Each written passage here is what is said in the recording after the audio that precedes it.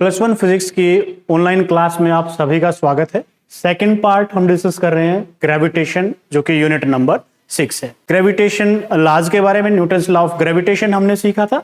अब उससे थोड़ा सा आगे बढ़ते हैं और आज इसमें हम डिस्कस करेंगे कुछ उससे आगे के टॉपिक्स। और सबसे पहले हम बात करेंगे यहाँ पे ग्रेविटेशनल फील्ड की।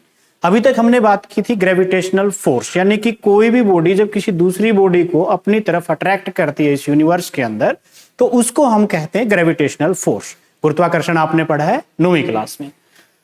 उसी को आगे बढ़ते हैं और हम बात करते हैं आज ग्रेविटेशनल फील्ड की। Space around a material body in which its gravitational pull can be experienced is called gravitational field. जहां तक भी इसका फील्ड महसूस किया जा सकता हो उसको हम यहां पे कहते हैं ग्रेविटेशनल फील्ड। के सेंटर पे ही हम मान लेते हैं कोई भी मास है यहां पे, तो यहां पे अगर कोई भी ऑब्जेक्ट रखते हैं वो इसकी तरफ आकर्षित होता है, खिंचता है इसकी तरफ, देन इन दैट केस हम कह सकते हैं कि यहां तक इसका ग्रेविटेशनल फील्ड है। थोड़ा सा और आगे चले, यहां तक भी आपने ऑब्जर्व किया होगा कि पृथ्वी से काफी ऊंचाई तक कोई भी चीज गिरती है नीचे की तरफ, तो वो कहां पे गिरती है?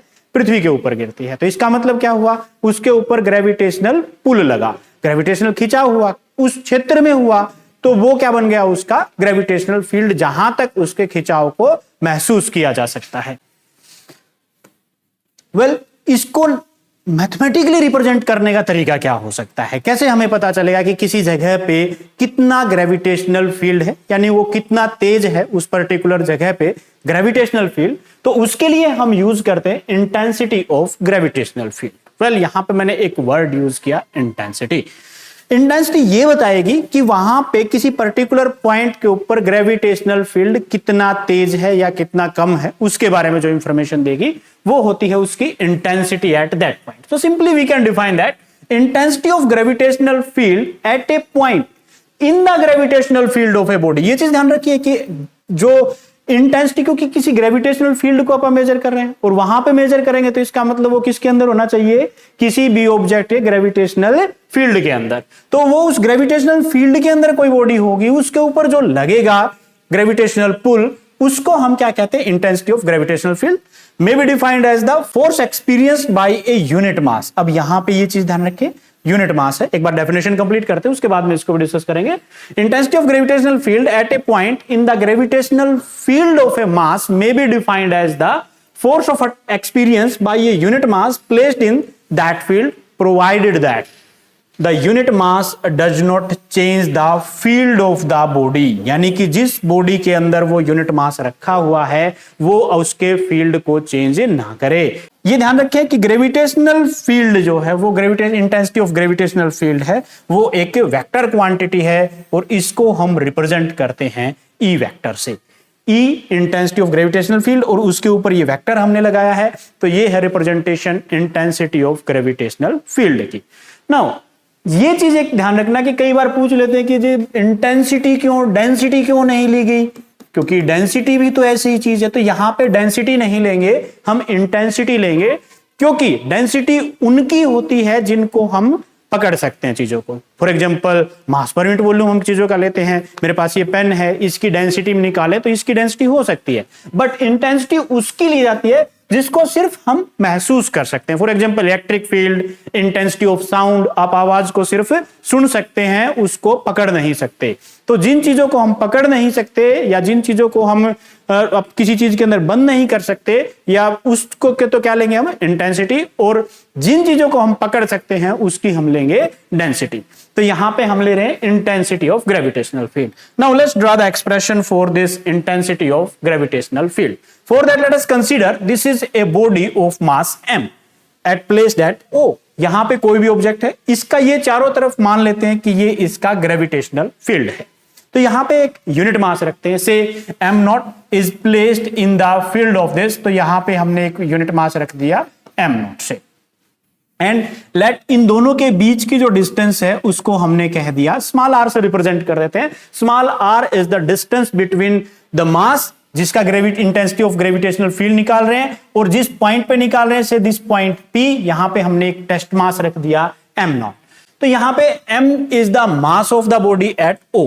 अब यहां पे इन दोनों के बीच में देखिए दो मास है, इन दोनों के बीच में क्या लगेगी, न्यूटन्स लॉ कहता है कि यहां पे फोर्स ऑफ अट्रैक्शन लगेगी, जिस तो यहां पे F that will be equal to according to Newton's law that is G M and small m not divided by square of the distance between them. तो ये बनती है यहां पे जो फोर्स लगेगी उनके बीच में वो। नाउ इंटेंसिटी की हम बात कर रहे हैं, इंटेंसिटी उस पर्टिकुलर पॉइंट के ऊपर वो मास कितनी फोर्स महसूस कर रहा है। तो E को यहां पे हम लिखें तो we can write mathematically that force experience per unit mass, यानी कि जो यूनिट मास हमने लिया यहां पे, इसके ऊपर कितनी फोर्स लग रही है वो क्या होगी वहां पे, इंटेंसिटी ऑफ ग्रेविटेशनल फील्ड। सो यहां पे अगर इस फार्मूले को यूज करें यूजिंग न्यूटन्स लॉ जो यहां पे यूज करेंगे, then G M M not upon R square, then यहां पे F की जगह पे ये हमने पुट कर दिया एंड m नॉट यहां पे पहले से है हमारे पास, तो m नॉट से m not cancel, so we left with E that will be equal to G m by r square. So this is the intensity of gravitational field at point P. Now from here we conclude that intensity of gravitational field is inversely proportional to r square. अगर इसको हम graphically represent करना चाहें तो we can simply make a graph like this. In this direction I am taking the distance and in this direction I am taking the intensity of gravitational field. Since it is inversely proportional to r square, तो क्या होगा, तो graph कुछ इस तरीके से हमारे पास आएगा। एक चीज ध्यान रखनी है, ये ग्राफ यहां पे टच नहीं करना है, कहीं इस तरीके से गलती से टच कर दे तो टच नहीं करना है और ना ही ऊपर टच करेगा कहीं पे भी। तो इस तरीके से आपको ध्यान रखना है यहां पे जब आप इंटेंसिटी ऑफ ग्रेविटेशनल फील्ड को यहां पे रिप्रेजेंट करो। तो नाउ इफ यहां पे इंटेंसिटी निकालें किसके लिए, अर्थ के लिए, if m is the mass of earth then at the surface of earth intensity of gravitational field निकालना चाहें तो हमें क्या करना पड़ेगा, सिंपली जो मास था उसकी जगह पे मास ऑफ अर्थ पुट कर देंगे और जो रेडियस थी उसकी जगह पे रेडियस ऑफ अर्थ पुट कर देंगे। तो हमारे पास फार्मूला बन जाएगा G M and radius of earth is r, so we put r square. And ये चीज हमने पढ़ी हुई है, क्या होती है, एक्सेलरेशन ड्यू टू ग्रेविटी। ये पिछले लेक्चर्स में हमने डिस्कस किया था that g is equal to G M by R square. So यहां से हम कह सकते हैं कि intensity of gravitational field at any point is equal to the acceleration due to gravity at that point. In case of earth की बात कर रहे हैं हम यहां पे, तो ये सिंपल डेफिनेशन बना सकते हैं, the intensity of gravitational field at a point may also be defined as the acceleration due to gravity at a that point. तो ये है बेसिकली, आपको दो दो फार्मूले याद रखने की जरूरत नहीं है, यहां पे एक फार्मूले से ही काम चल रहा है, क्या कि E और G दोनों एक ही चीज है, बट ये ध्यान रखें कि ये उस पर्टिकुलर प्लेनेट या अगर हम अर्थ की बात कर रहे हैं तो सिर्फ अर्थ के केस में होगा, तो किसी भी प्लेनेट के लिए ये बनता है। Now dimensional formula for this that हमें पता है E जो अभी अभी हमने पढ़ा था, force experience per unit mass, then in that case force के लिए डायमेंशन फार्मूला रखें तो हमें पता है m1 L1 T-2 and mass के लिए होता है m1, then in that case m1 से यहां पे ये कैंसिल हो जाएगा, we left with m0 L1 T-2। So this is the dimensional formula that is m0 L1 T-2 for intensity of a gravitational field.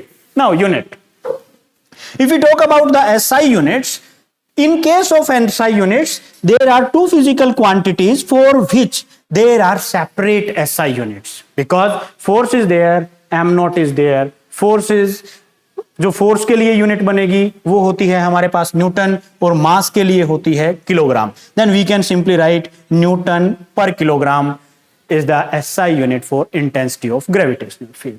In case of MKS unit, MKS की बात करें तो यहां पे हम सिंपली डायमेंशनल फार्मूले का use करते हुए सिंपल सी यूनिट्स हम यहां पे लिख सकते हैं, बिकॉज मास यहां पे है नहीं, no need of that, L है, L मींस लेंथ, लेंथ तो किसे मेजर करते हैं, मीटर में, तो यहां पे हमने क्या यूज कर दिया, मीटर, और टाइम, टाइम को मेजर करते हैं हम MKS सिस्टम के अंदर सेकेंड्स में, तो क्या आ गया हमारे पास है मीटर पर सेकेंड स्क्वायर।